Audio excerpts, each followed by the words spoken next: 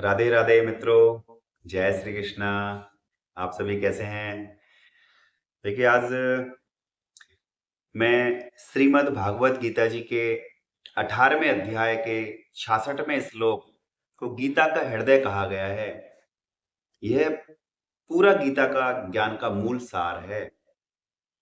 इसको आज हम गूढ़ रहस्य के साथ में समझने की कोशिश करेंगे और आध्यात्मिक रहस्य के साथ में इसको समझने की कोशिश करेंगे। गीता जी के 18वें अध्याय का 66वां श्लोक। सर्वधर्माणां परित्यज्य मामेकं शरणं व्रज अहं त्वा सर्वपापेभ्यो मोक्षयिष्यामि मा शुचः। अर्थात भावार्थ है, साधारण अर्थ में अगर हम इसका भावार्थ लगाएं, भगवान श्री कृष्ण प्रभु कह रहे हैं अर्जुन से, हे अर्जुन, सभी धर्मों को अर्थात सभी प्रकार के कर्मों, कर्तव्यों और नियमों को छोड़कर तू केवल मेरी शरण में आ जा।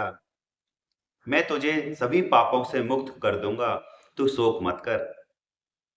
अब इसका जो गूढ़ रहस्य है, गूढ़ रहस्य की अगर हम बात करें और आध्यात्मिक रहस्य की बात करें, उस पर चर्चा करूंगा। यहाँ धर्म का अर्थ यहाँ धर्म का अर्थ केवल सत्कर्म नहीं है, बल्कि हर वह नियम, हर वह कर्तव्य, हर वह विचारधारा जो मैं करता हूं के अहंकार से जुड़ी हुई है। भगवान कह रहे हैं, हे अर्जुन, अपने कर्तापन के भाव को त्याग दे।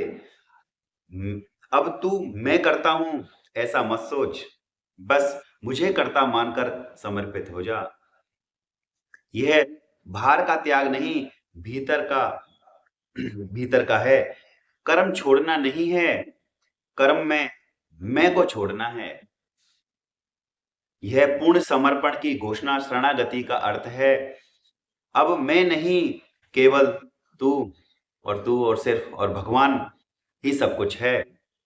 जब मनुष्य अपने अहंकार, अपने निर्णय और अपने बुद्धि विवेक को भगवान के चरणों में रख देता है, तभी सच्चा शरणागति योग आरंभ होता है। यहाँ भगवान यही कह रहे हैं कि दुनियावी धर्म छोड़ दो, बल्कि यह कह रहे हैं बाहरी धर्मों से ऊपर उठकर मेरे प्रति प्रेम और समर्पण को, धर्म को अपनाओ। जब व्यक्ति भगवान की शरण में जाता है, तो भगवान के सभी कर्म बंधन, सभी पाप और उसके परिणामों से परिणामों से उसे मुक्त कर देते हैं। यह मुक्ति केवल पापों से नहीं, बल्कि पाप करने की